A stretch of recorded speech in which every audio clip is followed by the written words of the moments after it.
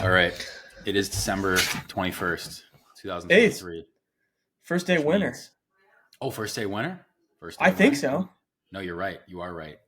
And Shortest day of the year. shortest day of the year? Oh my gosh, that's another good thing. So, right. So the days are getting longer now. We're getting back Let's go. to the sunlight.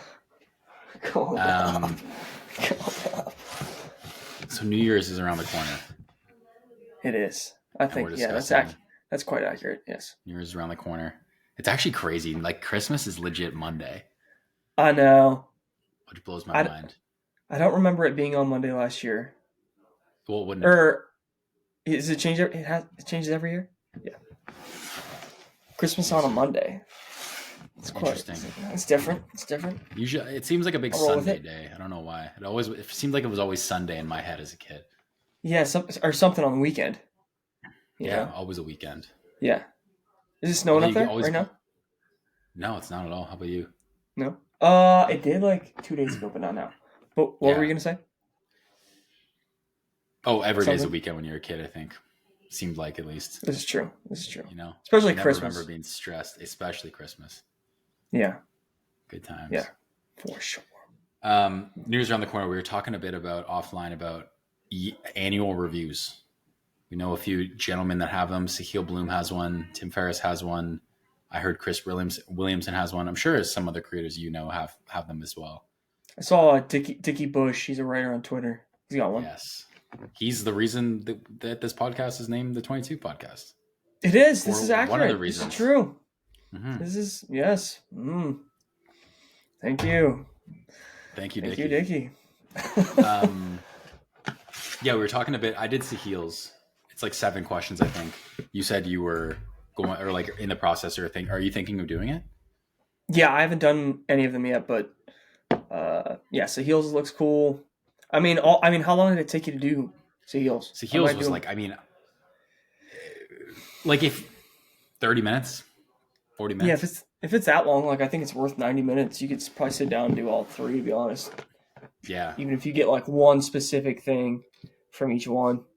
But Oh, I see what you're saying. Do all Chris, Tim's and things. Yeah. I was saying before we hopped on Tim's, the reason I'm not hesitant to do Tim's, but the reason I don't think it'll be as effective is that it seems like Tim and a lot of other like highly successful people pretty much live in their calendars. So they have their entire year logged digitally. And so Tim's review is 2 columns. I believe it's positives and negatives, good or bad, whatever. Sorry, burping here. Bubbly's getting to me. And he says you should go through your calendar every week and see what things basically were positive for your life and which things were negative. But like, I don't have my life documented like that. yeah, I was gonna say it's also looking backwards versus like he doesn't plan out. I think he only plans out like 6 months ahead at the farthest. But yeah, it's more.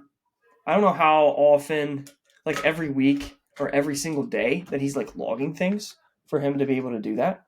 But yeah, his is way more. Well, I guess most of them. I don't know how like Chris's is or Dickie's is, but Sahil's is like reviewing and Tim's is like reviewing too. Where a lot of times in the past, if you would have said New Year's resolutions, it's totally focused on moving forward, which is even more important. Maybe it depends, but yeah, they both focus on like the review part, which I think is interesting. Well, I think there's that quote. I forget who it's from. It's like the funny thing about life is that it's lived forward. It only makes sense looking back. Yeah, it's Steve. So I think it's Steve Jobs. Oh, really? I yeah, because I think it's like you can only connect the dots looking backwards. Right. Okay. I think that's Steve Jobs. Wouldn't doubt it. That's why hindsight's 2020. I mean, it makes Yeah. sense. It's like, oh yeah, obviously I was doing this because of that. It's like, yeah, but looking forward, it's like you might only have like two steps in front of you that make any sort of sense. Yeah, you have no clue. And I think the idea too is that like there was signals from your last year that will like if you follow them will better guide your year ahead. You know, it's like almost like there's a flashlight like a few steps back. You just got to go grab it and then like kind of Yeah, see forward a bit better. yeah. It reminds me. I was talking to my buddy today that I'm helping coach with fitness, and like awareness and just being conscious of things. Like if you're like, I think that's probably the biggest part of doing these reviews is you become aware of all sorts of things. And I think it's an Ed Thorp quote, which is this like mathematician, trader. I don't know if we've talked about him before. A little bit. It's David Center, that founders, his blueprint. And I think it's his quote, it's awareness brings change. And he does the same like weighing himself thing. He like weighs himself every single day. He's like 90 years old or something. If you look him up, he looks like he's like 65 or something. But that's a big part, is like being aware of whatever you're doing, and then you can bring change to whatever that is. Oh my God, I just looked up Ed Thorpe. I'm like You've never genuinely shocked. Yeah, you've never seen him? Yo, people need to look up Ed Thorpe. This is like, he actually looks like he's about 60, and he's 91. Yeah, He's it's born pretty in incredible. 1932. Yeah, it's pretty wild, dude. Dude, that's the ultimate flex, I think. Yeah. Yeah, I think his other quote on fitness was like, every day you work out or hour you work out, it's one less day in the hospital. Okay, I remember Yes. hearing that on the Chris Williamson, David Senra podcast. Damn. Yeah, which is good. Damn. And he's lived it. And out of all the books, like this David Center guy keeps saying, or I do, he reads autobiographies and biographies of all sorts of people. And Ed Thorpe seems to be, I think it's the episode's, it's called Blueprint, or I forget what it is, but if you look it up, and it's his like, yeah, blueprint. Like out of all the people that he studied, that's the guy that's like, okay, that makes sense. Like I forget like all the main takeaways he's taken from him, but like a lot of the guys focus completely or the majority of their focus is on their careers, and they kind of sacrifice everything else. And Ed, from my understanding, did it like he's got the health down, he's got his family down, he did the career thing, like he checks all the boxes. So Winning. Yeah, winning. Pretty cool. Yeah, that's sick, dude. How did we get there? What were we just talking about? The annual reviews, and then awareness brings change. Yes. From Ed. That's his quote. Awareness brings change. I think so. Yeah. Yeah. Awareness brings change. Cause Ed talks about, weighing yourself. And I told my buddy that pretty much the exact same thing. I'm like, okay, wherever you're at, like how much do you weigh? Oh, I don't know how much I weigh. Okay. Well, his goal to begin when we talked was like lose 10 pounds. And I'm like, okay, you want to get to point B, but to do that, you have to establish point A. And the only way to do that is to know point A. So the first thing I had him do, and he went and he texted me, he went to the store and he got batteries for his scale. So he's going to like go weigh himself. That was today. We just started. Yeah. Nice. Today. Yeah. So why is 10 pounds that goal? It's always so interesting, because I also said, I'm going to put on 10 pounds in the next, 6 months or something. That's what I said. Put on 10 pounds? Yeah. Not a fat or anything. Like I just want to, I weigh 180. I want to weigh or 178. I want to weigh 190. Right. But what is it with the arbitrary 10? Why is that always the goal? I don't know. Honestly, I haven't heard, I don't know if I've heard it or think about it like that. I don't know if I've heard it as much as maybe you, but anyways, 10 pounds. Yeah. I don't know. It seems like 5 pounds might seem like not much of an impact, and 10 for whatever reason does. But I will say, going down, I don't know what a good analogy would be, but going down, like losing weight, usually I think for most people is far easier than gaining weight. Specifically muscle. Like losing fat, I think in general is way easier, or you can lose it way faster than gaining muscle. 10 pounds of muscle, I don't know anything much at all, but it depends on if you've ever lifted before. But a year. Yeah, I didn't even mean muscle.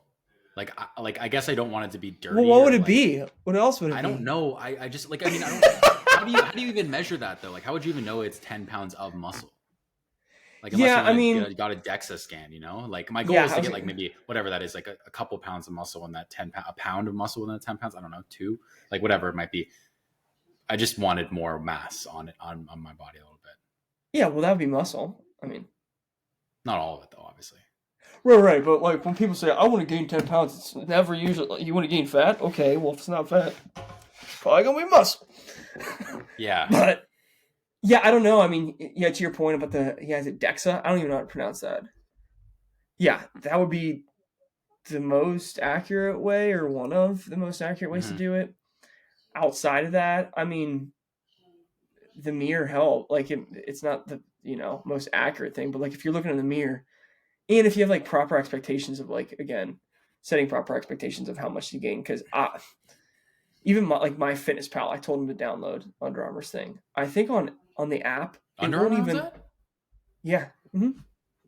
Shut up! I just downloaded it too the other day. That's jokes. Oh, really? Yeah, especially for Under this is a Armour. shout out, not affiliated in any way, but the app is exceptional. And We're I open was for telling sponsors, by the way, yeah. Come on, just to let everyone know. Yeah. Lovely and Under Armour and Yeah. My Fitness Pal. Yeah. But the premium version is actually it's actually incredible because you can scan almost any food, like the barcode, Oh and it pops up. What do you think I was gonna say? no, you can do that on the regular version though. Can you? You can do Yeah. that for free now? I was actually I was waiting for you to give me some sick because I was about to buy it if you sold me. But keep going. Oh, maybe I think that's the main I thing don't is like know. macros and stuff, macros and like certain There's more diets. there's more detailed information that they give you for the premium, but yeah, they definitely give you like the calories, fat, protein, carbs, all that. I don't even use it as much because I've gotten to the I can do it intuitively. But anyways, for people that have never heard of that, it makes it so simple, and it's another thing. There was like probably three things that like we went over for the first day, like weighing yourself. Okay.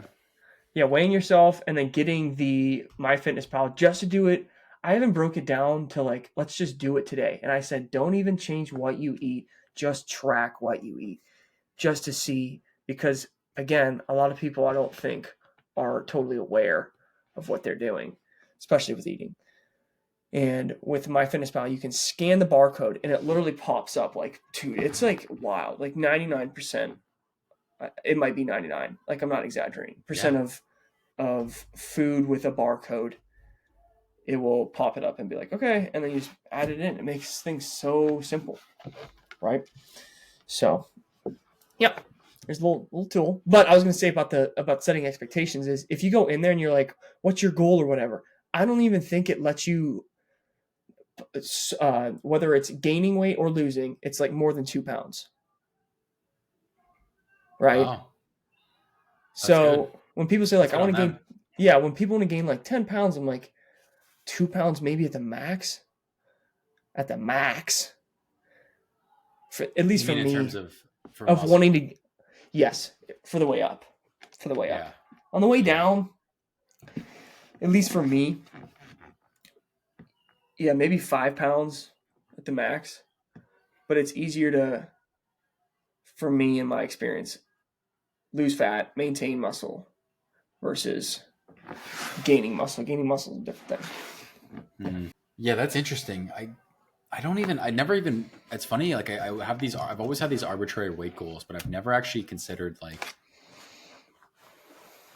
I guess I've never been too concerned about what amount of it is muscle. Like it almost is always just like, I will know if I look fat, I'll be like, I can visually just be like, I don't want to look this way. I've always just assumed, I guess if I ate enough, and I guess these are good assumptions. If I ate enough and I was lifting weights in the gym, that would generally build muscle to some extent.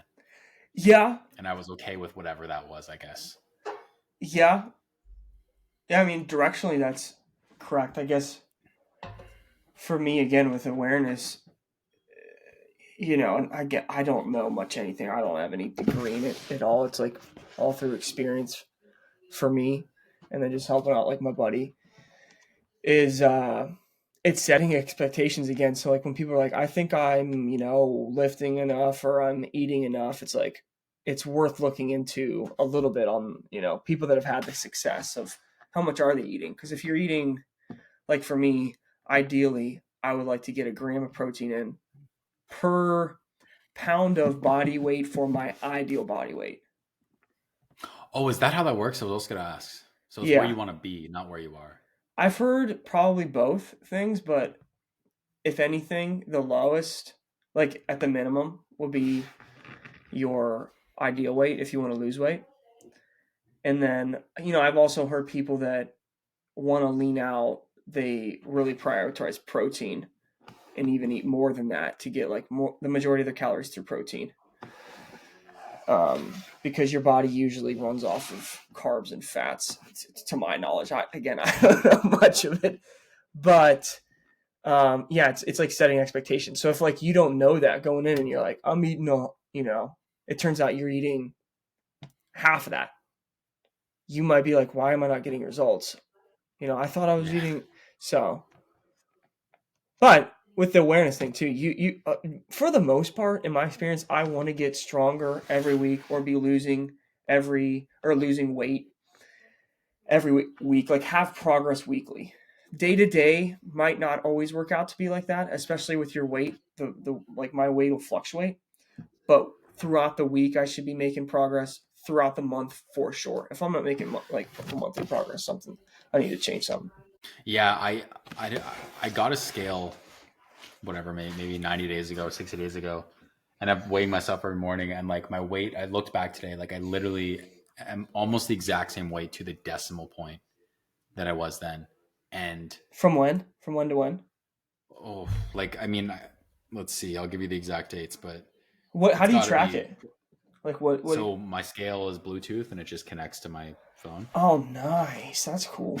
So yeah, October 1st to Mm-hmm. today, December 23rd. So I weighed in October 1st, 178.6 pounds, Mm-hmm. and today I'm 178.4 pounds. Wow. But I mean, And it's good if you want to maintain weight. so I guess I don't. I don't really. I think I just want to know a little bit more. So I started tracking my calories 2 days ago. Mostly because I was thinking about potentially doing 75 hard, and part of it would be a calorie goal. We can talk about that another time. Like I Okay. just like want to realistically put on. But anyway, so I was tracking it, and I saw that like based on like my height, weight, activity level, whatever, I'm around like I want to say just under 3,000 for maintenance calories, like maybe like 2,900 or something. I could see that. Yeah. And so I'm in like a 200 or 300 calorie surplus now. But like it's more food than I thought. Like I drastically overestimate calories for certain things, at least. What? Like what? Like how many calories were in the protein shake I was drinking? Like could have swore it was like 800 calories. It's like 400. Like it's because like it's ice and water and like a banana and like protein. I'm like, oh, it's gotta be like bulk and like one scoop of peanut butter. I'm like, this is insane. Yeah. It's like, yeah, it's fucking 400, like 370 calories or something. It's hilarious. So, Yeah, I could definitely see that. Yeah, especially with like a ninja or whatever blender you have, like with the water and ice, it adds all the volume.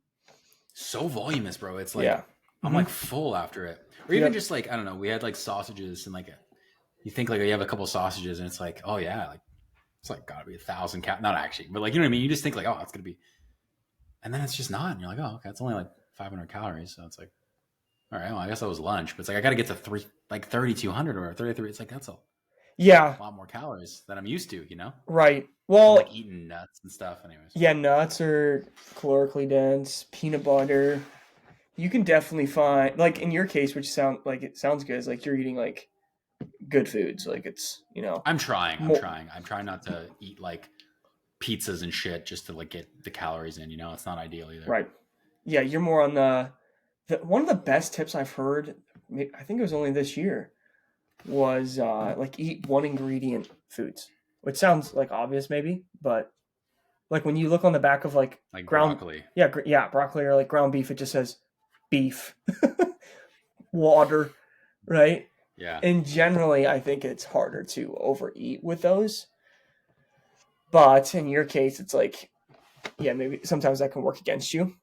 So if you're, just spitballing for you, would be go buy fattier beef or fattier beef or just fattier meats in general. Yeah. Right. You got like the chicken breast, boneless, 99% lean chicken breast on the one side. And then over here you have like 73, 70-30 beef, where it can have like it does like way more calories. So yes, that's an easy fix. Or it's like, small stuff that doesn't seem like from a mental standpoint like that big of a difference, but it is. yeah, I told my buddy, like, and I got one of the best fitness accounts. It is, what the heck's his name? See, he just makes such clear videos and like what to do. Is Okay. Ryan Fisher. He sounds so familiar. Yeah, you probably recognize Oh, him. no. No? No. Fischer. Yep. Chalk performance training. Yeah, he's big boy. Yeah. Follow him. He's got that athletic barrel six pack. Yeah, he was. You know what I'm talking about? Yeah, for sure. He qualified. I think he was in CrossFit Games or like qualified for them. He's a beast. Nice. But he's got a bunch of great videos that are concise, clear, simple, tactical, straight to the point. I think he went on Mark. Do you know Mark Bell? Like Power Project. Yeah. Why does that sound so? Once again, it sounds very familiar. He went on. I think it was on there. He was like for when he was in CrossFit or the fittest. I think when he was in the best shape, or one of the times when he was in the best shape of his life. I think he just ate like beef, like just beef. Maybe like fruit too. Right? Unbelievable. And what's his whole logic there? It's simple. Felt great. And that was another thing, like I told my buddy, that a lot of the fittest guys, there's really two things, I think. I think in the past, if someone would have asked me, like, how do you stay disciplined, staying in shape? My thought would have been like, you open up the fridge and you got like ice cream and like fried, pizza from last night and fried chicken and cake and like all this stuff. And then there's a bowl of like cooked chicken breast in the middle, or it's not even cooked. You have to go cook it, right? And you have to overcome the adversity. And in reality, I think a lot of the fittest guys just create an environment where it's easy to win. Like they don't have any of that stuff in the house, or a lot of them don't. And they create it. Yeah, they create an environment that's just easier to win, right? And like to add on that, they'll eat like the same meals. Like 80% of the stuff that they eat is the same.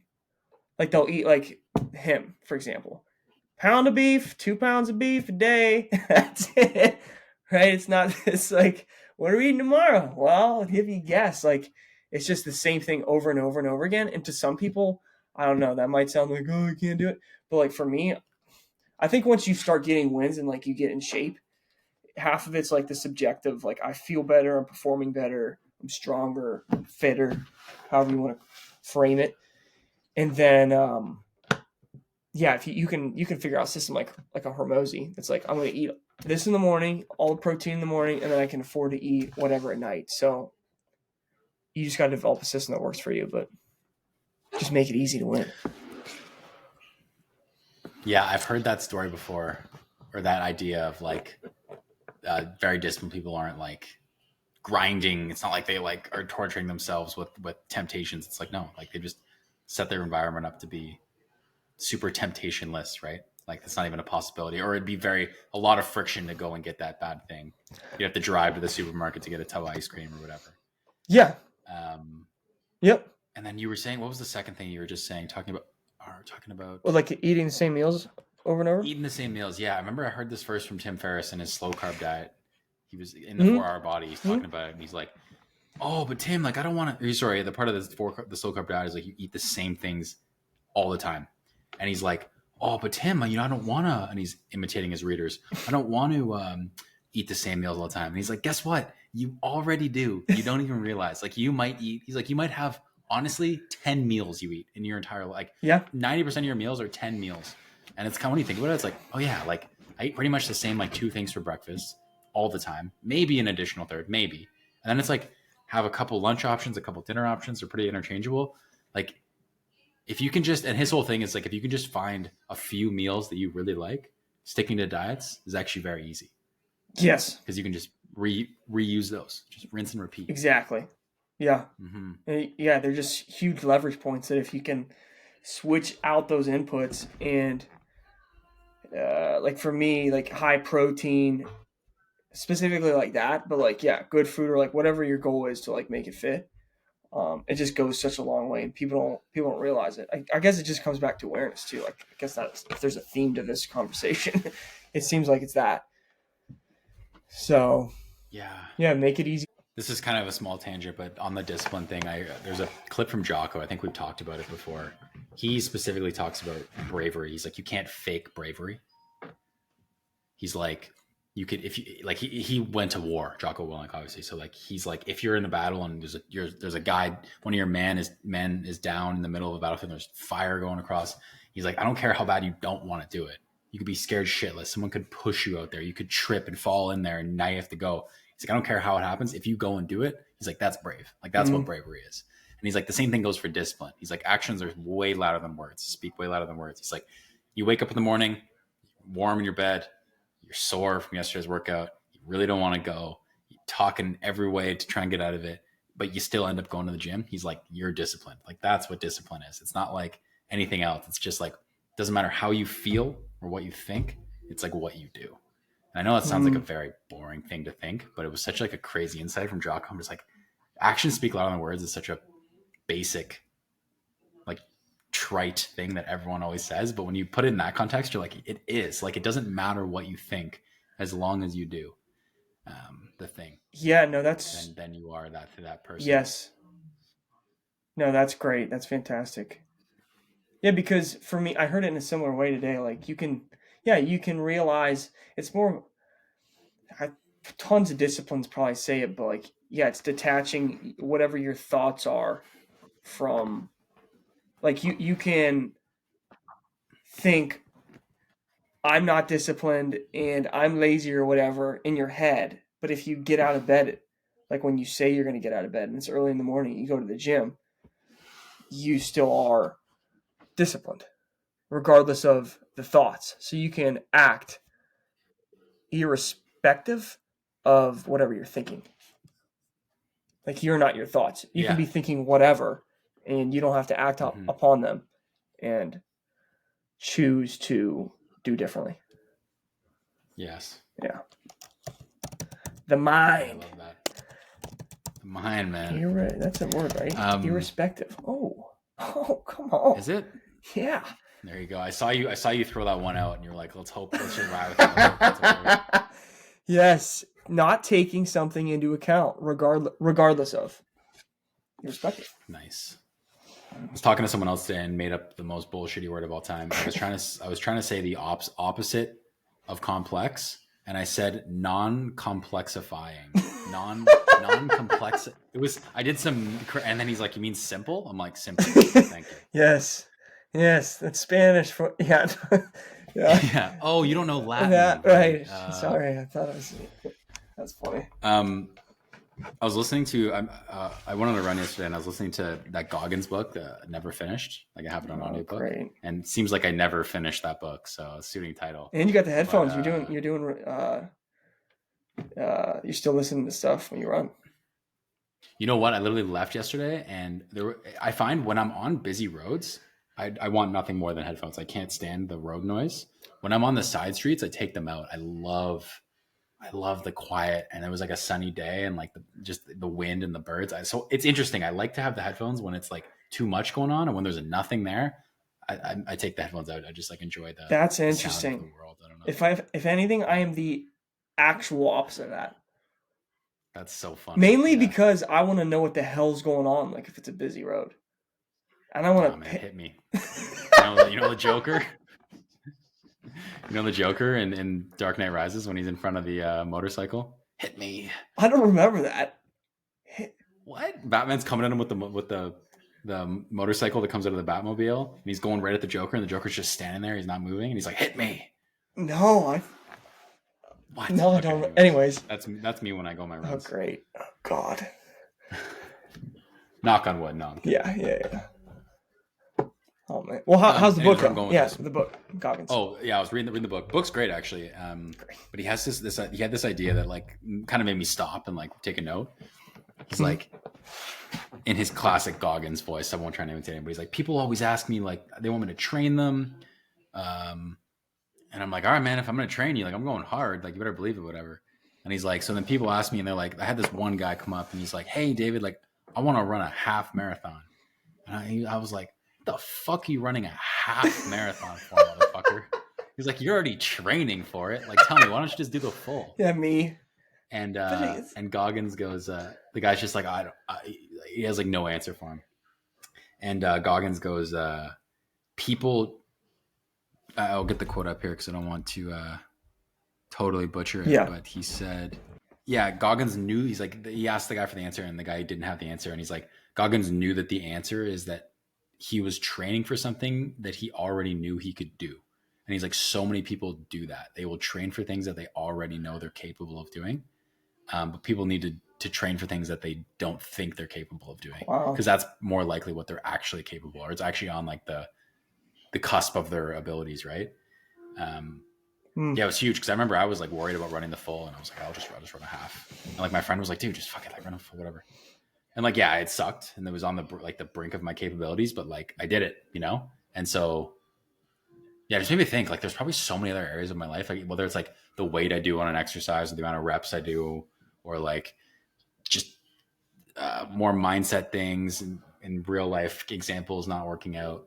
Probably so much. Like kind of, we're talking about Elon a few like last episode about a couple episodes ago about self-limiting beliefs. Like this is like kind of a version of that in a way. Yeah. You know, people train for what they know they can do. I know that was another cool thing. I thought that was. No, that's so interesting. Especially with him, and I'm thinking about like one conversation I heard with him, how he, I guess I would frame it as breaking down the mountain, like as far as, I don't know what event he was in or how far he was running, but he was like 240 miles. Yeah, something like, yeah. Oh, sorry. Something. I thought you were asking about. Oh, no. Sorry, my bad. Yeah. Anyway, yeah, it's 100 miles or whatever. I forget how exactly he said it, but it was like, I couldn't think about it like it was 100 miles. I had to say, David, get off the couch. Or like something like just break it up into like this smallest thing.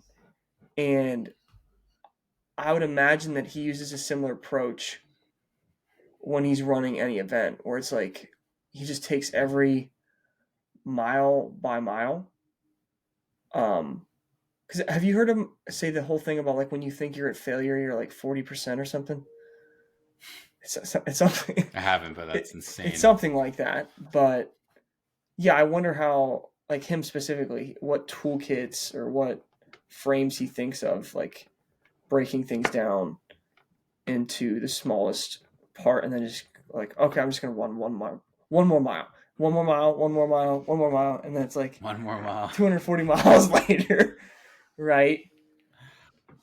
So, but that's wild. I really like that. He talked about training with his wife now. Her name's Kish, and dude, he did a Moab 240. He's talking about right before it, and couple knee operations, and the doctor told him he'd never run again, and of course shouldn't have said that. Does the race and shouldn't. Yeah, you got to know Goggins better than that, man. Maybe you should have, because that's what he uses.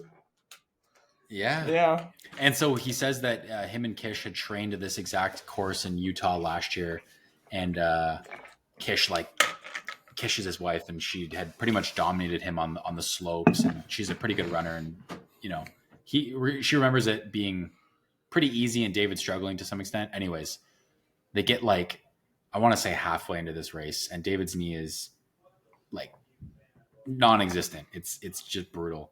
And he goes into this like crazy long physio session and then comes out and he's like talking about how during the physio, it was so painful. He's like, I could either laugh or cry. It's like, you better bet I laughed the whole time. So he comes out like all energized, his whole team's energized. And he talks about how he comes out and his wife is his pacer and he's just dusting her. She's just in the back doing the hills. And when they hit the bottom of a hill, ready to go to the top, like she'd like grab his wrist. I'm like, David, shouldn't we like walk this one? He's like, oh, okay, I guess we're walking. Like he's like teasing her like 100 miles into a race. It's just unbelievable. Man. That's incredible. Crazy how that guy's he's 1 of 0. Like I don't even know. It's 1 of 1. I don't even want to be that, but that's just something.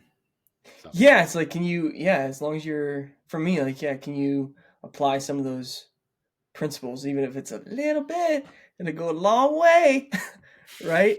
So yeah, you don't need all of Goggins. You need like 10% of Goggins. Yeah, dude, yeah, he's incredible. Him and Cam and yeah, those guys just different.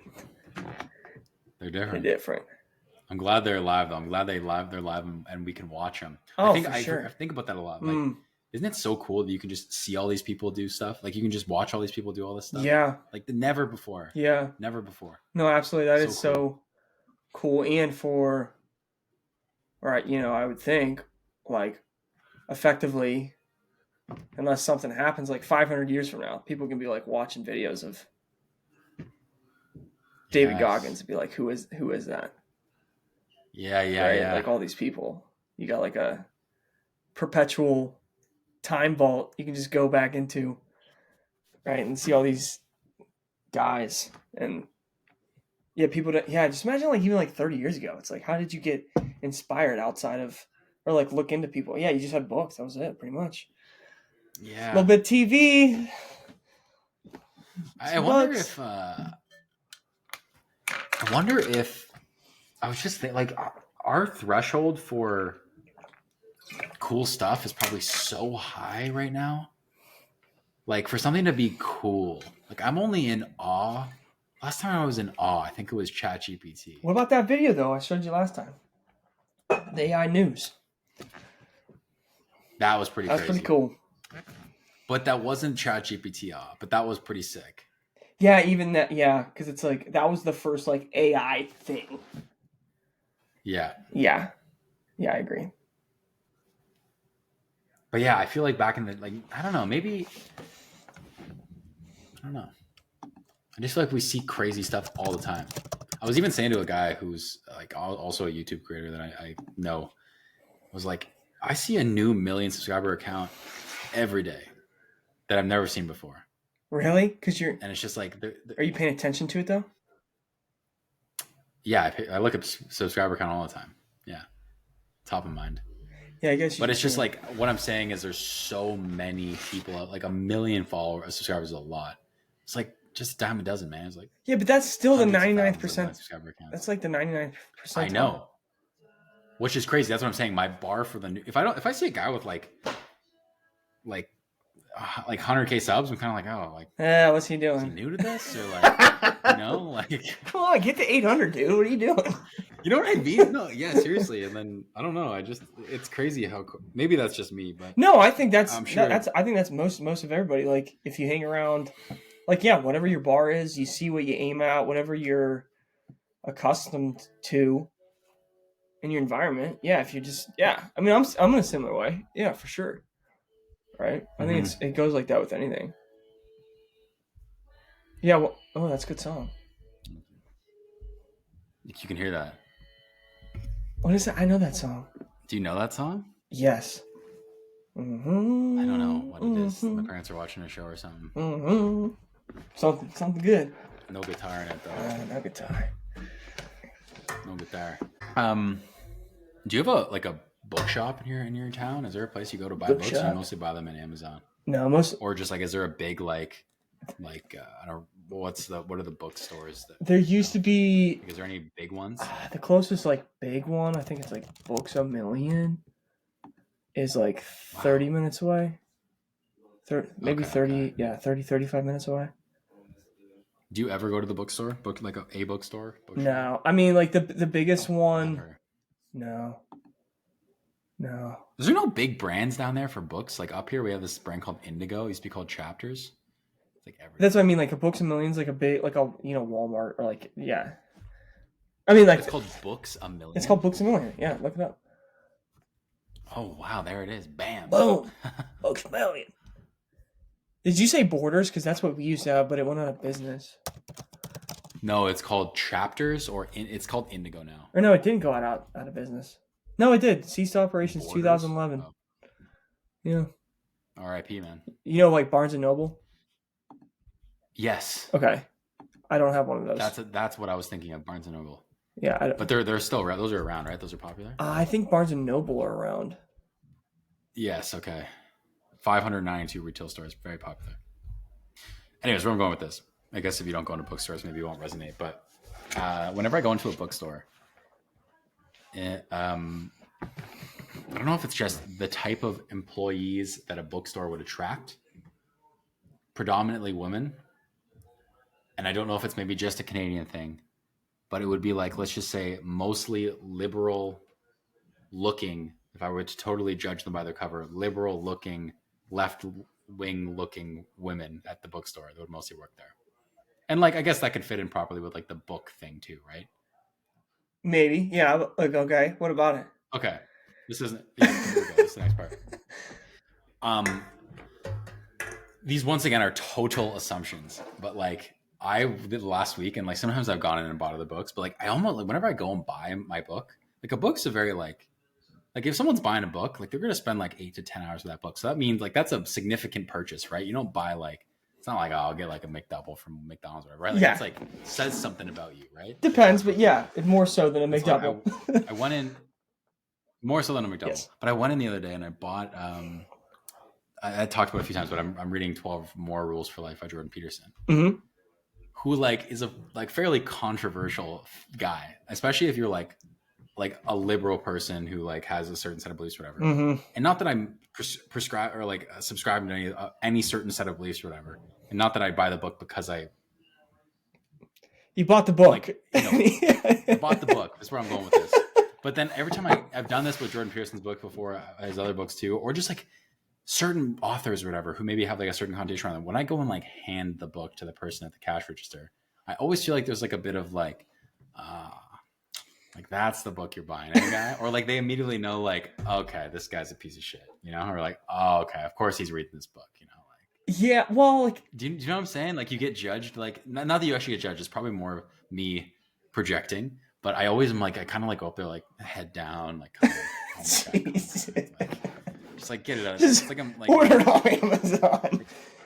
Like a shameful purpose or a shameful purchase, but I enjoy going into the stores. That's the thing, is the Amazon. Yeah. I get it, but there's something about seeing all the books. No, there is something about a bookstore. Yeah, it is cool. It's like it literally has like a smell. Like it's like it smells like books, but it smells like books. Yeah, I don't.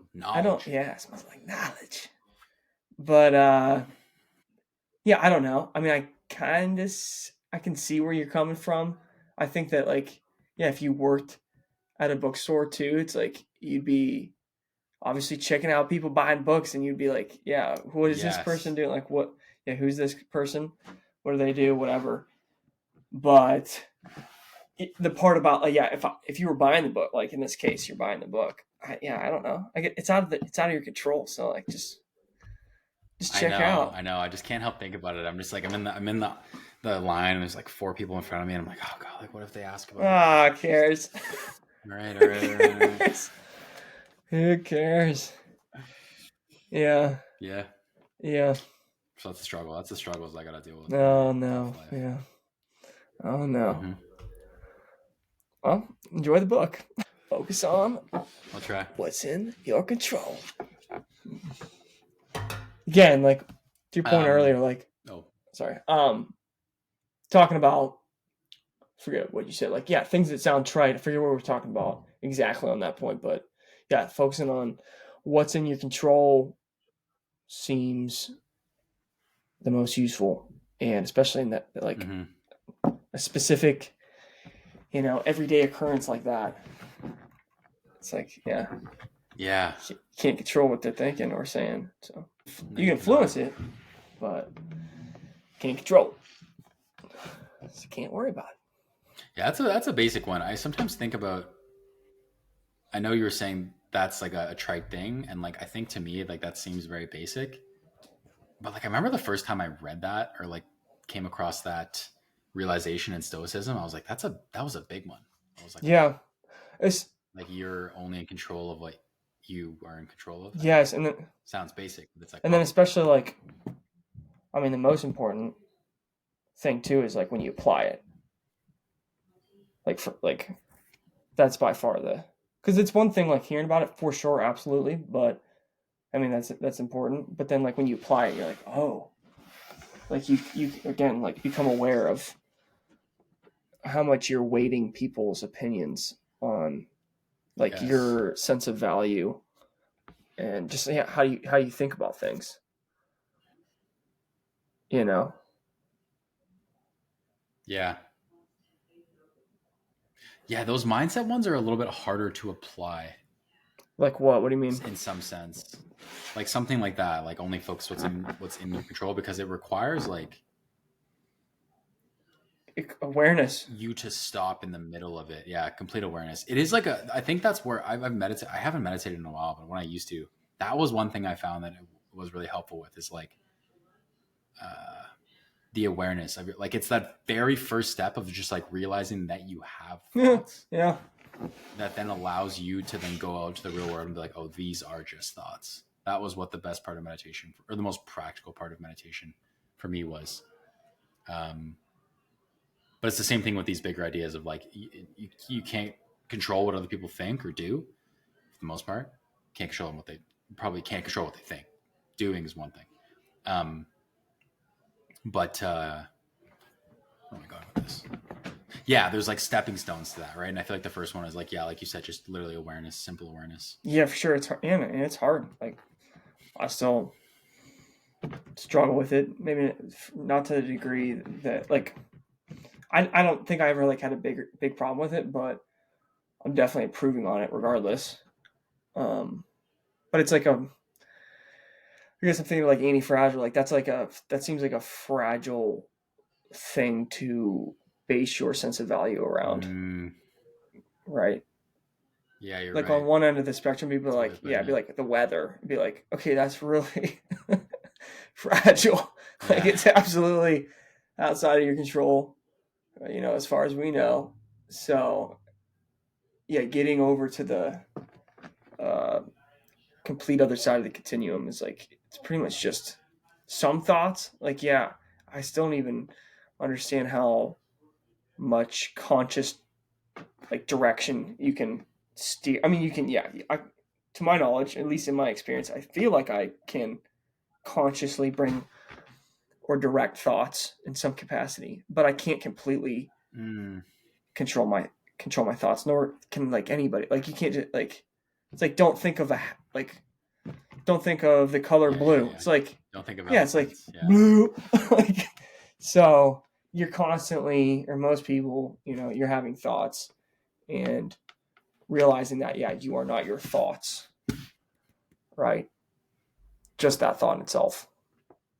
I think Naval mm. had some quote. It was like, "It's not the thought that gets you; it's the thought about the thought." Which is it? It's like that's it. Yeah, yeah, Because then yeah. you identify with it, and then you're like, or at least like in my experience, that's what like I can. That's what can happen, and you start thinking about the thought. Like what? What is that thought? Why Yes. do I think that thought? Who's that? What is it? What is that thought? Like, Yeah, yeah. right? Yeah. Well, I remember when I first started out meditating, I wrote a blog post about it, which is crazy. I used to write blog posts, but one of the things I wrote that I like or that I realized was I used to think that if you sat down and like you were distracted and you had all these thoughts, that was like a waste of a meditation session. And it's like that is the meditation, you know? Can be. Like it's the art of like yeah, like at least when you're that like that around people often frustrate like, oh, I didn't have any like silence.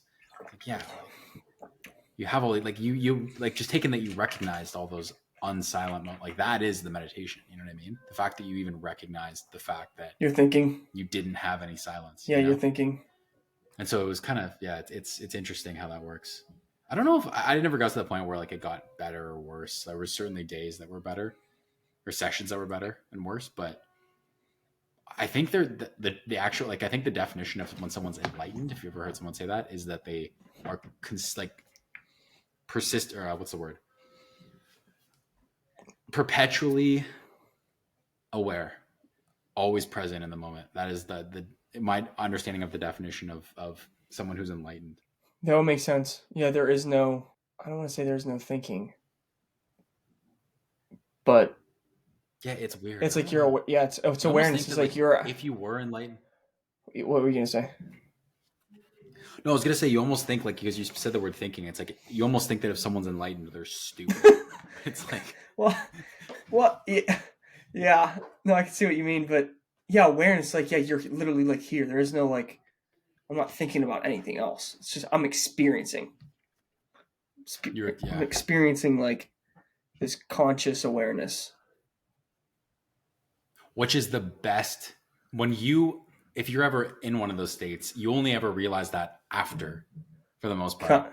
And it's the best thing you ever realize that? Like, you ever, like, realize that you were just dialed in and you went like, oh, I love it. Yeah, you didn't. That was so good. I guess that's such a good workout, or such a good swim, or like. Yeah, I guess that's like any time, like the flow state, or like any time where, like, this reminds me of a thought I had about the distinction between still and only when you're thinking about time, where still and only? I think you'll like this. So when I worked in a factory for like a summer job, you know, I would look up at the clock and it wouldn't move. Sometimes I thought it went backwards, and you would look up, like, I would look up in the clock, and I don't know if I had like the total full conscious thought of it back then, but I could imagine myself looking up and being like, gosh, like, I still got, 4 hours. I still got 5 hours. I still got all this time left.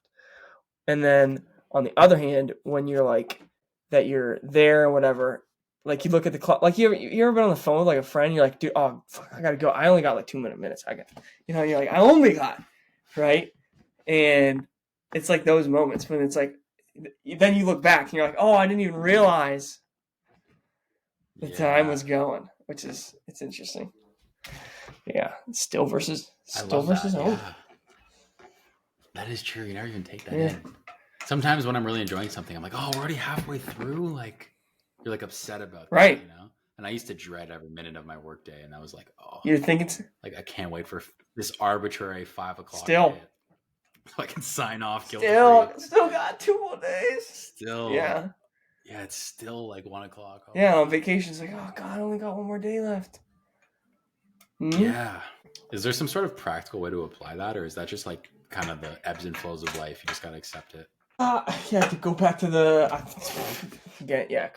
conscious awareness. I think those words are also like interchangeable. Like, I think you can consciousness. And like when people say like I'm aware, I think that's. Have you heard of this?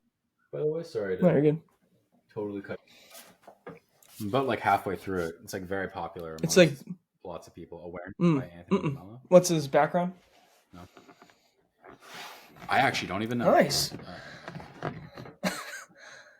Tim Ferriss is like, read this. I'm like, okay. Okay. What's the author? Or who's the author? Anthony DeMello. He's a Jesuit priest. He was a Jesuit priest. Do I know what that means? No. Interesting. Anyways. Okay. You said the word awareness, but keep going. Yeah, like if you, like, we talked about this and it's like, okay, that's interesting. Can I do more of the things that I say when I describe them? I say only when I'm like in the context of time. Yeah. Dude, that's like annual review. You could literally do your own annual review on that. Yeah. I think that's a good question. If you were halfway through an activity, what activities would you describe as still having half of it left, or only having half of it left? Yep. Go crazy. I think this is one. This is one. Yeah. This was in my Sahil says what created energy, and I said anything but talking to Lewis. What? Great. I saw you take a second to process that one. You're like, hold on. I No, but understand. this was one of the ones. I believe. I think also writing content or something, that kind of stuff. But yeah, no, it's interesting. You kind of like look back and you like actually sit down, and even if like thinking about your year for like 5 minutes. I know it sounds like such an insignificant thing, No. but like when you really like, what did I do this year? What did I do this year? 5 minutes, 5 minutes. Like what did I enjoy this year? Like you kind of start like January, February. Oh, wow. Like you start to just realize like, oh shit, there's actually like a few things I really enjoyed, or a few things I continually did that I really enjoyed. Start to uncover a lot. A year's a long time, man. It is and it isn't, I guess. Yeah, it just depends. Like, yeah. Yeah. But it is. Yeah, for sure. It's also not. I mean, yeah. Depends on what you're doing. But I would love to, like, if you could actually see how many people, like, to your point about like 5 minutes, just like think for 5 minutes. Like, how many people actually do that? Not like, and now is like that time of the year when like everybody even at least talks about doing something like that. But just in general. And then also when I'm thinking about like, why don't even like me, like, why don't I do, like, is one sufficient? Is it best to do a quarterly review or like maybe 2 times a year? Right? I think it is because What? Quarter? I've definitely forgotten a lot of Or stuff. what? I think a quarter. If you're up for it, if not at least like biannually or whatever it would be, 2 times a year. Because January is a long way away from December, and there are certainly things, and also like it also just once again, if you're gonna use December as like a new starting point to then start your new year off, like you could technically just do that. You can just shrink that time period down, right? Like you've talked about mini experiments before. You could just like in March be like, okay, what did I do in January, February, March, and then that's going to guide your April, May, and June. Yeah. And then It's me quit more faster. for sure. It makes me think again of like the way Tim structures experiments. I think for him, it's like mostly when I heard or like read about him doing, it's like 2 weeks and 6 months where you can get like to me, I'm just thinking like, yeah, feedback loops. Like in 2 weeks, you can be like, you can see, yeah, did this thing work? Okay. And then like change upon it. And then 6 months too. Cause like some experiments are probably really hard to see substantial results after 2 weeks. Like even like fitness, like that's just pretty dang hard for like substantial results. So 6 months seems good, but I also have like the 100 pennies thing, which we've talked about. 100 days also seems like a good frame, good time line. But significant enough, yeah. But yeah, even like a year is probably the longest to, especially like in today's environment. Longest time Well, yeah, I've been thinking about that more. Like, what's the like steering the boat every day, and how far to like look out in the future and try to plan, especially in today's environment when like everything's changing so fast.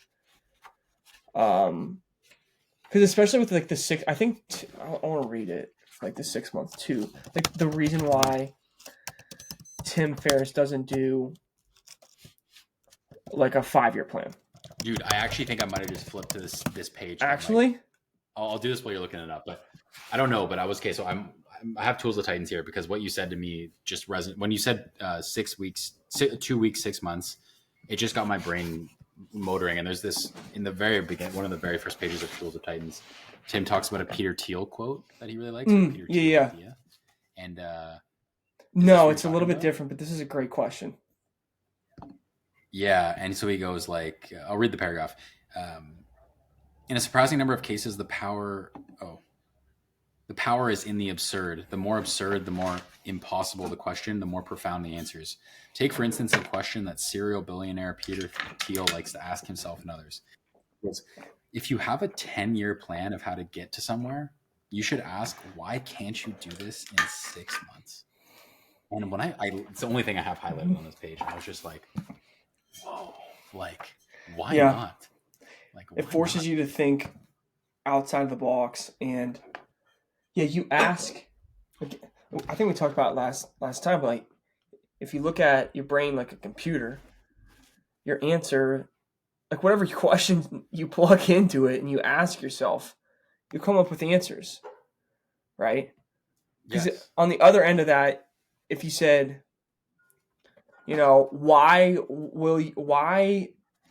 how could your goals take 20 years? Right? You could come up with an answer for that. Yes. In the same way. Yeah.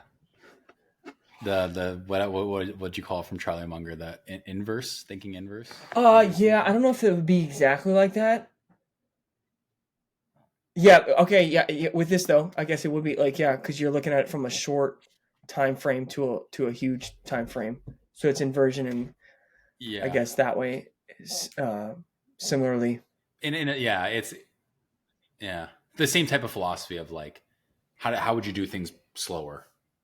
Yeah, versus faster. Yeah. Versus faster, like worse result versus better result, I guess. Gotcha. And I know you probably looked up your thing. I'll let you get to it.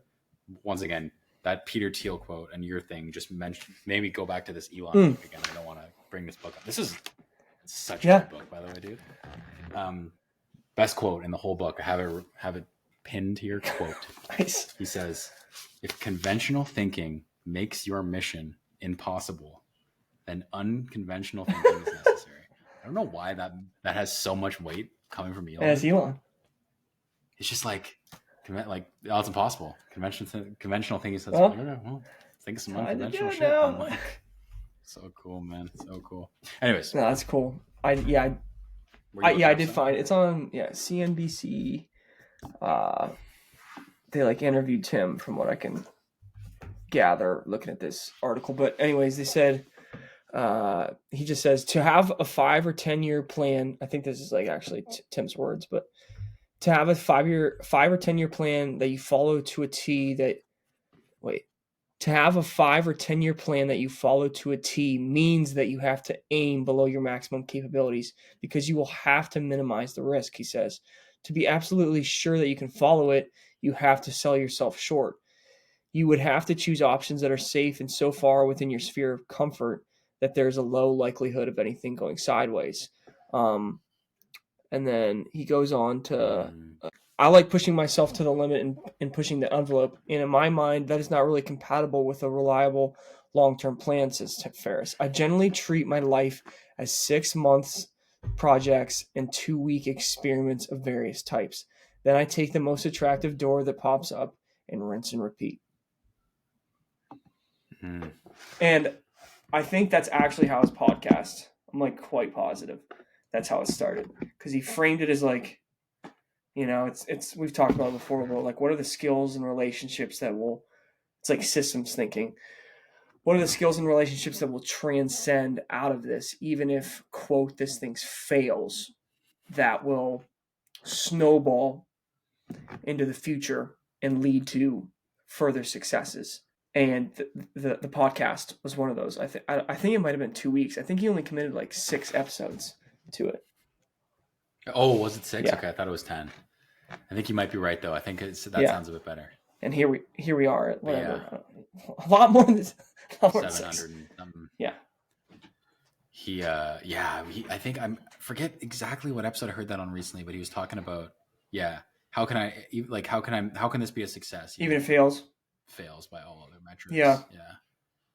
And I think he did it initially for and he wanted to know how to public speaking, holding better conversationalist, things that didn't really have to do with podcasting necessarily. And now he's one of the best. Yeah, it's wild. Of course he is. That's his. He's so iterative and methodical. He's the man. But yeah, I can't even imagine who researches. Oh my gosh, yeah. But, sorry. Yeah, it's incredible. He's the most. What would the word be? Diligent. Most, yeah. Yeah. I would love to know the Tim Ferriss archives of questions that didn't get asked. That's a good question. Or no, it's not a question, but... No, it is a question. I would love to... Isn't it? I would love to know which questions Tim Ferriss didn't ask in his podcast. Is that a statement? Could be a question. Could be phrased as a question. Anyways. I would love to know. Oh, right. Yeah. I'd love to What know, are? comma, which questions has Tim Yeah, Ferriss not yeah, asked on yeah. his We're getting there. podcasts? I don't know. Yeah, especially with him because the amount of journals and writing that he does, like a Mm. handwritten, physically, like he has mountains, not mountains, but like you know, close to a small hill of journals that he's had over the Yeah. years. So Are you still journaling? Are you still yeah, writing? yeah, yeah. Um, What's your no, go for it. Sorry, yeah. I I mean, I interrupted. guess for me too, like a lot of it. I mean, it's journaling, but more it's I like to write. I guess it's like copywriting. Like I'll write out. Thank you. You just sparked an idea for us to Okay, talk about. Keep going. yeah, Sorry. like I'll write out a book or like a page, or if it's a YouTube, like the transcript, because it helps me like remember and actually, I guess yeah, remember and think through the idea better. And I heard it recently from Jordan Peterson, but like why write? I think his answer was like because writing is formalized thinking. Like when you write something out, you have to like formalize Mm, your thinking. So yes. yeah, I've been doing. I like to do that. Yeah, he has a chapter in 12 More Rules for Life that is if a memory upsets you or if a memory makes you cry, one of Mm. the two, write it Mm-hmm. down. Okay, two things I want to go on. I want to go in one direction. I'll quickly mention something from Sean Parr, and then Sampar. I'll go the other way. Sam Parr. Sorry, I got their names mixed up. Sean Purry, Sam Parr. Which also I realized that both their initials are SP. I noticed that the other day.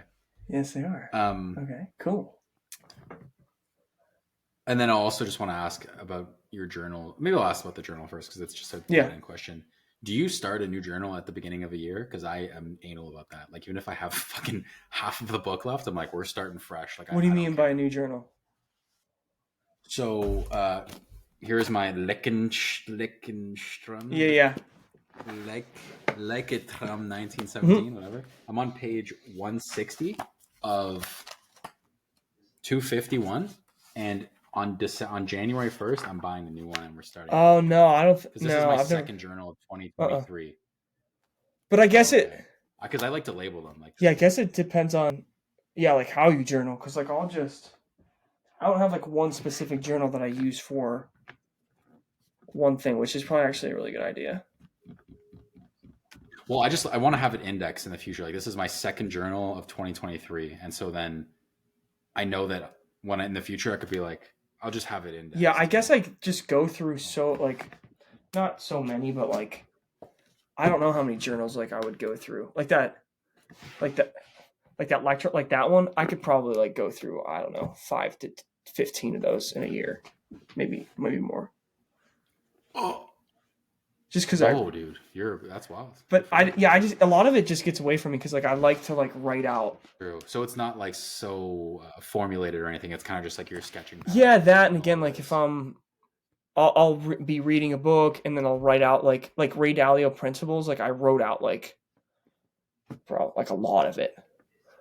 Like just wrote it word for word.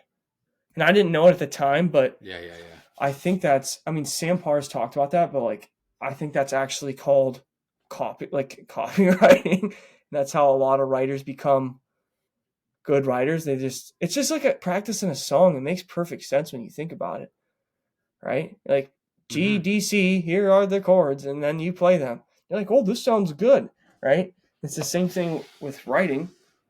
I didn't consciously think Yeah. about that when I first started doing it because I don't know if we've talked about this before, but my buddy that's actually home that's in medical school, he there's another tool that I'll swing back to, but we would be taking classes at this local college branch or whatever.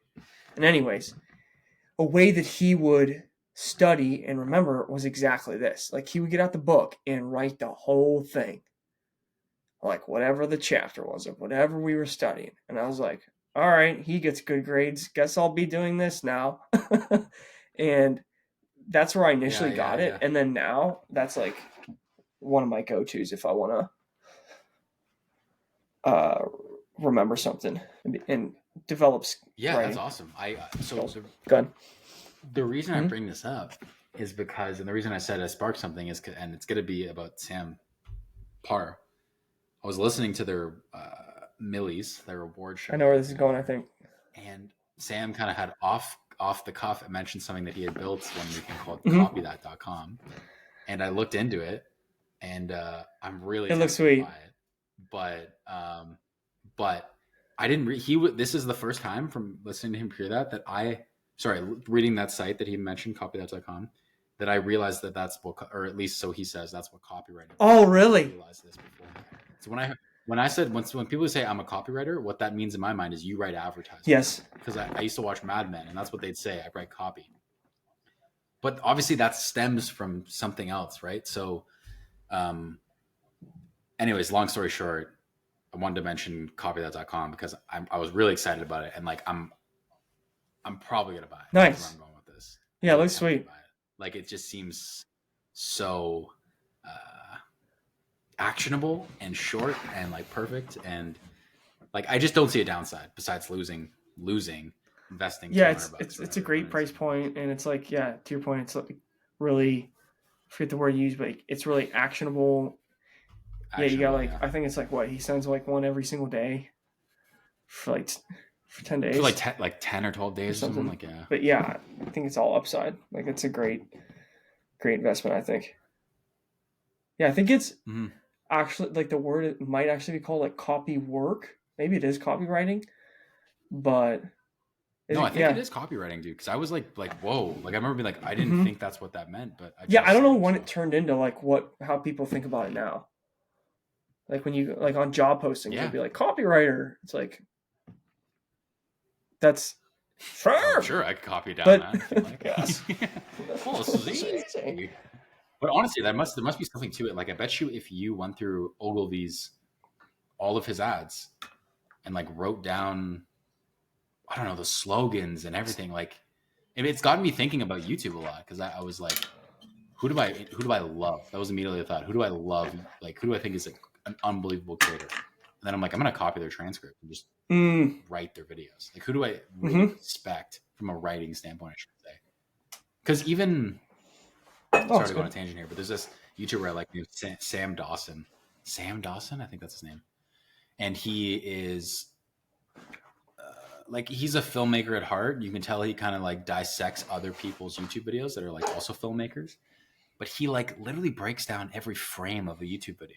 And it's like he's very good at making videos too. But because he breaks down other people's videos, he becomes good at making videos too, right? Not that he wasn't good before this at all, but like you start to realize there's an art to like legitimately, like you're still like an artist, but it's like, no, like copy that shit, like not like publish it as your own, but Well, like I don't know, there's something to it. Even, sorry, one more thing. There's this guy Van Neistat that I love, and he has Breakfast of Champions by Kurt Vonnegut, the book. He's a fiction author, very famous, and he has this, like, I want to say 20 by 10 poster, and he on his typewriter on sticky paper wrote the whole book out and pasted yeah, it, that's what I cut mean. it out and pasted it line for line. And he's a very artistic person too, right? Like I look up to him a lot, and I'm just like, Yeah, there's there's something something there. Yeah, for something there. sure. I think it's really like I keep thinking about like it's like guitar. It's like the Beatles played every song or whatever and for like 8 hours on end, and none of their own music, to my knowledge, like when they first started playing, and they did that for like, I don't know, even if it's like 6 months. It's like you played everything all day, all the time. It's like, oh, I wonder if you're gonna be good, right? So, yeah, I think there's a lot of value in it. I think, yeah, it was the podcast I listened to for Jordan Peterson on like the formalized thinking part. I think he said that for one of his books, he wrote every single sentence 5 times, like in a different iteration. You know, Wow. and like same thing with like Hormozy. Like Wow. he wrote put 2,000 hours into it. Yeah, like 19 drafts Yeah, or something. yeah. Wow. But I think like anything else, once you like for me, I really enjoy it. Like maybe at the beginning I didn't, like there was a lot of friction to it, but like for me, I really enjoy thinking. It allows me to like, I guess, think how the whoever's speaking or writes is thinking. Yeah, you've been talking about this for a few months now, so I respect that. I appreciate the pioneering of this in my world, at least. But you talked about it from Anti-Fragile and Principles primarily. I believe those were the two that you were predominantly thinking about or copying, at least. But yeah, I gotta give it a go. Honestly, I don't do that enough. I got this typewriter and yeah. Anyways, I actually typed out a quote today just before this, so that was. It's interesting though. Like I feel like that's resonate. That quote is usually if I pop it in my Apple Notes, I kind of forget about it. But if you like write it down, you actually have to like read the book and then type it. Which quote Physically is this? there. I don't know. It's actually a biblical quote. Funny enough, because I've been finding a lot of like knowledge in here. Like I know it sounds stupid, like to say like no shit, but it's like there's lots in here. It's this idea of it's from Matthew 7:1. Here we go. It's just an interesting idea, and I kind of try to, but it's like the quote is, "Do not judge others, so that God will not judge, so that God will not judge you. For God will judge you in the same way as you judge others, and He will apply the same rules that you would apply to others." And I don't think like necessarily you should like listen to this in the context of like God or whatever you think that means, but it's just like it's an interesting idea of like if you're to like value yourself or someone's gonna like value you, like they're gonna value you the same way that you like the same ways that you value other people, right? So if you're like really harsh on other people or whatever, like that's how you're gonna be valued too, right? Yeah. You know what I'm saying? Like it's just it kind of makes it's just I guess more of like a um, one, be more honest about like your shortcomings before you like be or so quick to judge other people, but also um, don't be so harsh on other people. Like it's a pretty basic principle. Like be nice and like whatever, but like people, because if you're just a douche, people are just gonna be a douche to you. Like you know what I mean? Like if you're the guy who's mean, everyone else is just gonna be mean. Yeah. Right? I don't know if you put it simply like that. I guess probably more Yeah, articulate ways. I guess maybe the silver lining. I don't know like how to think about it, but like if you, yeah, I'd be interested to hear that quote again. But like, if you do hold yourself, like whatever standard you're holding others to, make sure that that is the standard that you're holding yourself to. Yes. So that's the second part. There's another part to the quote that he talks about how like um you shouldn't point to your brother and be like you have you have a debris of like wood or whatever and like a oh my god, what's the word? You have just like a little thing in your eye, like let me get it for you. But it's like he said you have a log in your eye. You can't even see the fact that like he's like first get rid of the log in your own eye and then you can help me get rid of like the dust in my eye. You're just as far as like, criticizing others before like your own yeah, exactly. I think Jordan talks about like make sure your house is in order before you criticize the world. Yeah. And I think like that in the well then I also thought of that other rule, like treat yourself like you're someone responsible for helping. Like it's very similar to that. Like if you like however they are. It's not exactly the same thing, but like whatever you're saying to someone else. Yeah, I don't know, like if that was your friend, would you want how would you treat your friend? And then that friend's probably gonna treat you the same way back. Yeah. But it also makes like it depends. I guess there's levels like anything else. It makes me think of a Michael Jordan quote about I think it was in The Last Dance that he was like, people think I'm paraphrasing a lot. He's like, people think like I was super hard on them or tough or whatever, but he's like, you can ask any of my teammates, but I never did anything that I did. Like I never asked them to do anything that I didn't do myself. I'm like, I love that. Yeah.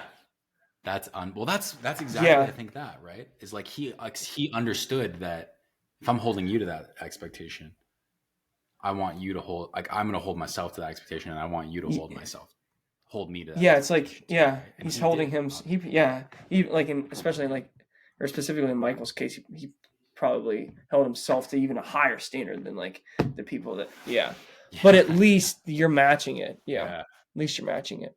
No, that's something to think about. Yeah. Moving forward. No, it is. I don't know.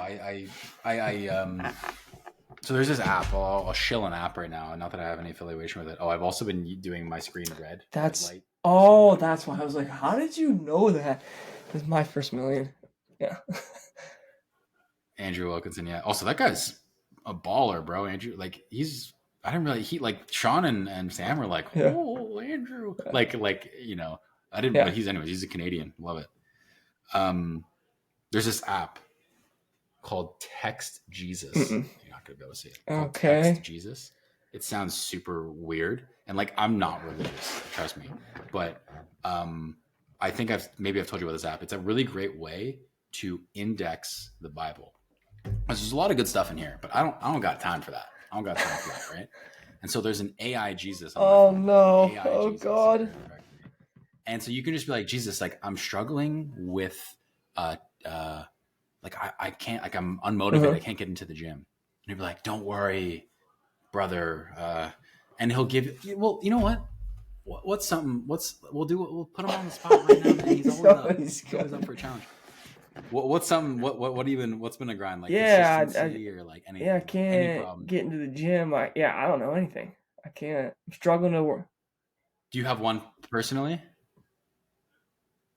Anything. It could be like I'm eating too much food, or I'm thinking about that girl from high school too much, or I can't get that jump shot down from the baseline. I mean, even the gym one. Like, hey, yeah. Okay, I'm struggling to stay consistent, or struggling to find the motivation. Yeah, let's say anything to get in shape. Let's see what Jesus has to say. He's thinking. Okay, look. So now he's got a whole message. Oh my gosh, that's long. And he says, "I understand that finding the motivation to take care of your physical health may be a challenge. Remember, my friend, that your body is a precious gift from God, and it's important to take good care of it." Great, but the part that's cool is he'll start then quoting things. He says in the Corinthians, and he'll give you the thing.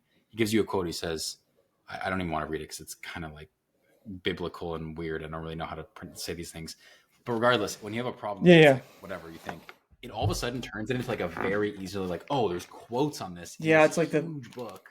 Like there's actually like really pinpointed quotes that you could just go to and be like, oh, that's like a really super useful, old, wise piece of knowledge. You know, it's like the Kindle word search. So I've been doing that. Yeah, exactly. Except with the Bible, which is like a well-known book for anyone who's out there. It's by I'm not sure who wrote it. I think Tim Ferriss. Back in the day. No, that's interesting. Wow, I wonder how many more types of things will come out of that. Like all sorts of thinkers that, especially like people that are alive today, that like in the future, like for sure you're going to be able to talk Joe Rogan in the future. Like, no doubt. Dude. No doubt. Yeah. Well, we talked about how Hormozy has all of his idols and he asks them questions, right? Like, but he never actually asks them questions. He just thinks about what their response would be. Is that Hormozy? That's Derek Sivers. Is that Derek Sivers? Yeah, Derek Sivers. Sorry, and we're going to be able to do that, but we're actually to get responses because it's going to be Cameron Haynes AI. It's going to be especially for the people that like have the long form podcasts, like for sure. Like the more data, I would imagine, obviously the better, and the more. I would say authors and podcasters would be the two. Yes. Authors and podcasters. Anything that's like indexable. Yeah, for sure. Definitely, yeah. Podcast 1, 2 authors. Especially because just like all the stuff that gets talked about like in a podcast. Just like random shit. And it's already digital, right? It's already digital. Did you see the recent Joe Rogan? I forget what his name is. He like did the Social Dilemma. It's like Stephen not Pinker. Douglas Murray. Social Dilemma.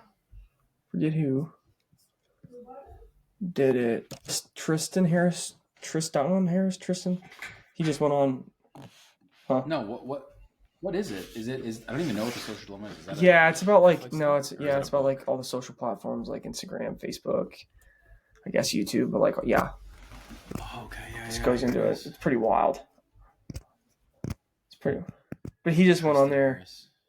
for like recently with Joe Rogan. He's got some other guy that's on there too that like this guy's working with. But anyways, it just reminded me of they were talking about how I think now that AI can understand and replicate your voice within like 3 seconds of having a recording of it. Damn boy, our day jobs are gonna be gone soon. This is wild. So like yeah, just to build on like the talking to Rogan and all that, like they'll have.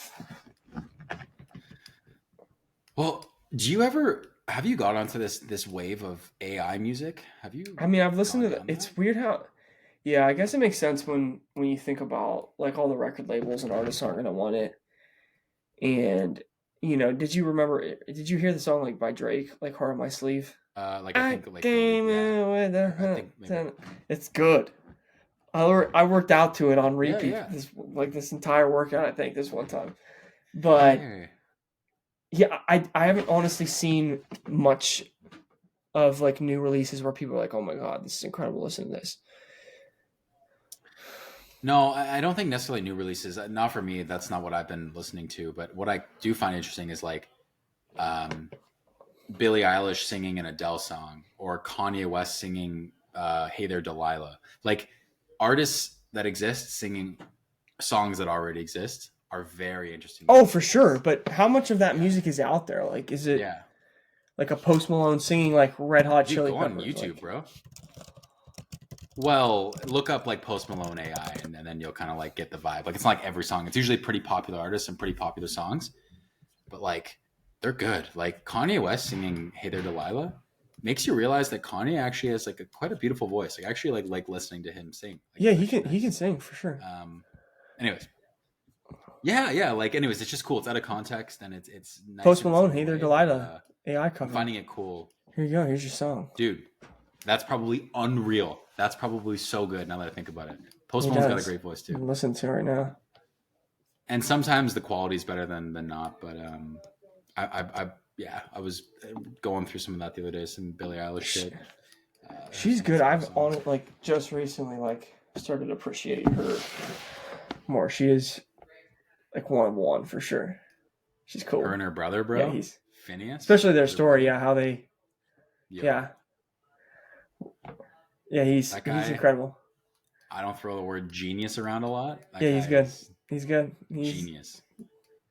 And Billy's great too. Billy's yeah. really Their soul great. team My favorite song of the year is one of her songs. My favorite song of the of the year. year. What was I made for? The Barbie song. Favorite song of the year. I will go on record and say, This what was I is made for? The all Barbie right. song.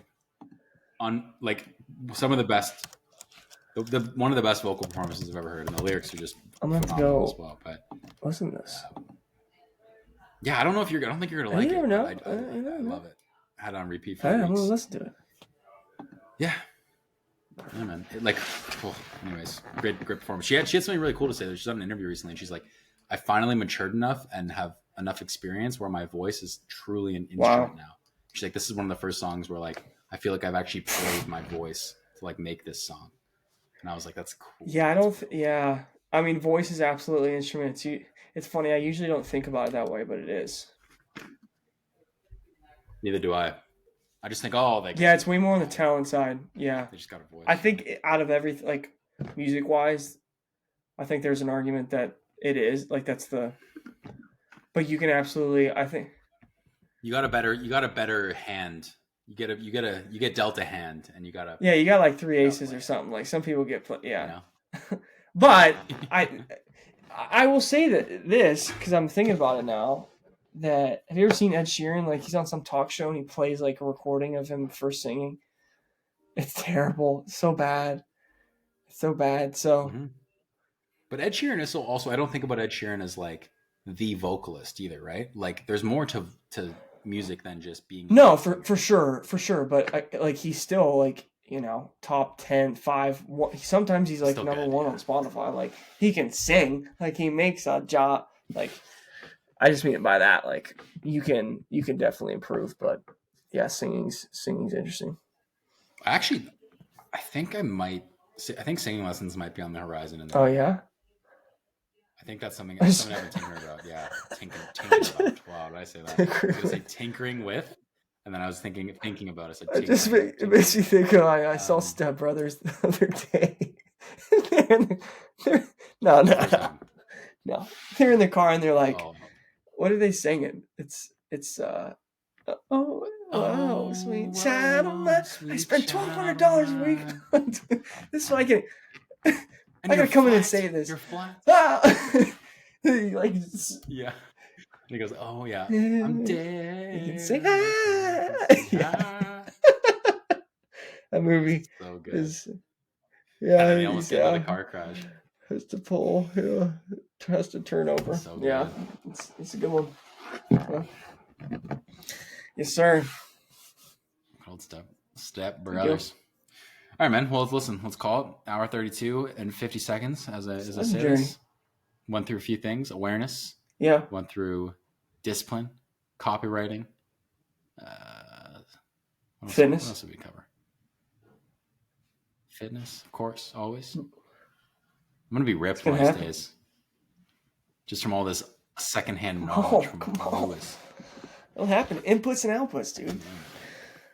It's all it is. Oh, I'll leave with this. This will be the last thing I saw today.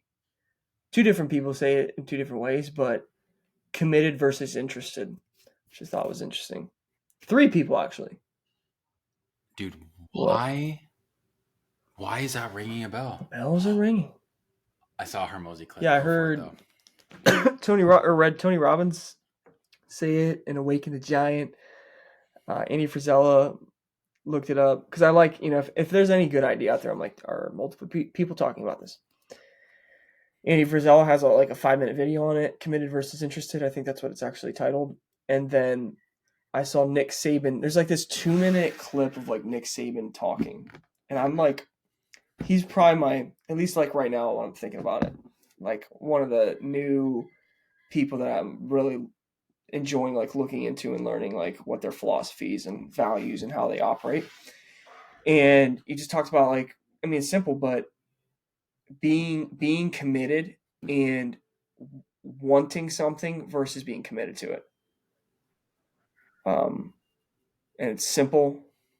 He phrases it as wanting, but it's the same thing. Sorry, but yeah, but it's similar. In that word specifically. What's that all about? Explain that. Committed versus interesting. I guess the difference? Committed is no matter what, I'm going to find a way, and interested is just it'd be nice to have, something, and everybody wants to. I heard in a different interview with Saban, he has speakers come in to talk to the teammates all the time. And the one guy asked all the players from Alabama, raise your hand if you would like to be, or how do you guys want to finish out the year? Number 1? And they're all yeah. And he's you know what's funny? I go and talk to all these teams and nobody wants to be number 4. Nobody wants to finish anything but number 1. So that in itself does not separate you. Everybody wants to be this, but are you committed to it? And then more importantly, Saban's whole thing is the process where each play has a full history in what's the phrase, in of itself, or each play is that one. And just focus on the specific play, one play at a time, and the game will figure itself out. Truly don't look at the scoreboard. And it's wild. Have I told you about when they're up 50 points? Okay. Yeah. So I think that if that helps clarify committed versus interested, that some people are just I would like to win and they're no, we're committed to it more specifically, the actions and what you have to do to accomplish your goal, which you can apply to anything. Well, I was going to ask, so do you think that that is more of like a, you decide which one you want to be, or that framework helps you decide which things you actually, okay. Does that framework allow you to give you the choice of which one you want to be? Do you want to be committed or interested? Or does it allow you to filter everything that you could potentially be committed to through that lens of like it just makes it easier for you to weed out the noise and be like, okay, these are actually the things that I want to commit to instead of just being interested. Do you know what Yeah, I I mean? mean, Because you obviously can't. I was gonna say overall, yeah, it just clears out noise. It's like committed. I heard from. Okay. Oh, also I heard like Peterson talk about. I think it was like committed. The word commitment and sacrifice are like the same thing. Like whatever you have, whatever you're committed to, you're gonna have sacrifices that come along with that. Like you're gonna have to give up something. And Hormozy, I saw some clip also say like when you do like make a commitment, like you're actually saying to yourself, I'm paraphrasing, but like all these other doors that were open or all these other paths that were here, like they're gone now. Like you're committed to this path. Or you're committed, like in his case, maybe you're committed to like this test, right? And we're just gonna run this test and then see what works and then iterate and do something different from there. But yeah, I've just been thinking about that today. Like deciding, like you make a decision. So you're like choosing between A, B, C, and D, E, and E. You're like, okay, I decide to do point like A, right? So all this other stuff is gone. But then the word committed, like when you couple those together, you're like, not only am I choosing A, like whatever the outcome is, but you're committed to making it happen and finding a way. I heard like I think Tony Robbins said like decide, commit, and then I forget the third word, but yeah, like you're committed to this decision. It's like it's just like one more word, but like I've just been thinking about that all day, or like for like a couple hours, like that. Those two words. Yeah, It's yeah, interesting yeah. how even for me, like one word can make a huge difference. The last one, and then we can go is voluntary, where you put voluntary in front of like anything, like you're choosing to do something. Like my buddy that's home from medical school, like Yes. I keep coming back to like, hey, we're choosing to do what we're doing. We don't like in Stephen Covey's book 7 Habits or whatever, he makes a big distinction between like proactive thinking. It's just the same thing, but like proactive is like I choose, I will, like it's all voluntary. And reactive people are all saying, I can't, I have to, like you don't have a choice. Right? So when you say voluntary, Yeah. like I heard Rogan say it about working out, like voluntary discomfort, something along those lines. I'm paraphrasing. But again, like you're going up to the weight and you're like, I'm voluntarily here. I'm choosing to be here. Mm-hmm. And I think it helps free up the stress or like, yeah, alleviate some of the stress along with whatever environment or condition you're in. And you're saying, like, my buddy that's in medical school, like, he's studying all the time and like, going through, a bunch of work. And I think it was useful to him to be like, yeah, but you choose to be here. Like, it's your choice. You choose to be here. Yeah. Yeah. What are you upset Yeah. about or ungrateful for? Yeah. This is Yeah. exactly You signed what up you for wanted it. to do with your life. Yeah. And here's the Yeah. And then I guess consequences back to of it. expectations too. It's like, and then if you're like, okay, you do that. And then you're like, okay, what are the expectations? This is going to be hard. You're like, okay, this is actually like what it is. It's weird. It almost makes it easier. You know what I mean? Yeah. Well, I think what's actually hard is when you Yeah. have low expectations on like the effort. And you're like, I think this is going to be easy. I think this is going to be easy. And then it's way harder than what you initially expected. That's what's hard. Yep. That's what's hard. Expected to be hard. And then it is. You're like, oh, that's what I expected. Still hard, but like it's a different kind of hard. It's weird. Yeah, I signed Yeah, I up for signed this. up for this. I choose to be here. And I can choose to be elsewhere, but I am making the choices. I'm being proactive. Yeah, we were talking about this last week. You're right. This is ringing a bell now. That thoughts lingered with me for the week, and I was wondering why. That whole we have a choice thing. It's a very liberating thing to realize. You always got a choice. Yeah. Always got a choice. So it doesn't feel like it. Always. Like always. Consequences might not be wanted, but I'm yeah. Yeah, but people are like, I have to. No. No. Not all. Yeah, at least not always. I know that. Listen, there are things in the world that, yes, like whatever. We talked about it. I think we talked about Viktor Frankl, and those guys don't have a choice whether or not they wanted to be in that camp, that concentration camp. But he did mention that there are choices. Like they cannot take away, I believe it's like the freedom of your mind or whatever he said, like your mindset. Like that's in itself. There is a choice there, right? How you perceive those things. And once again, I've never been through anything like that, so I can't talk, but still good. It's an interesting feeling, or it's a good feeling. Cause you get trapped, man. You get so trapped. I know people very upset with like their work, and I was upset with my work, and you actually feel like you have to do this. It's like, no, you don't. You do not. For a lot. Actually, for a lot of people, you have way more choice than you're perceiving. Yeah, than you're thinking. And you think. Yeah, man. It's a good thing. That's a good thing for people to realize. Yeah, if you're working all hours a day. But I'm sure there's somewhere. No, I'm just saying. I'm sure there's tons of areas in my life right now where I feel like I don't have a choice, and I do. So I was just reflecting on that while you were talking. Yeah, I was just gonna say.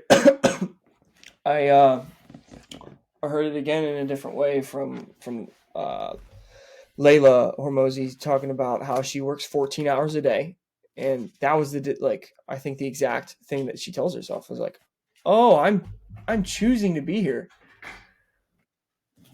It's like, oh, as soon as you think that, it's like, okay, cool.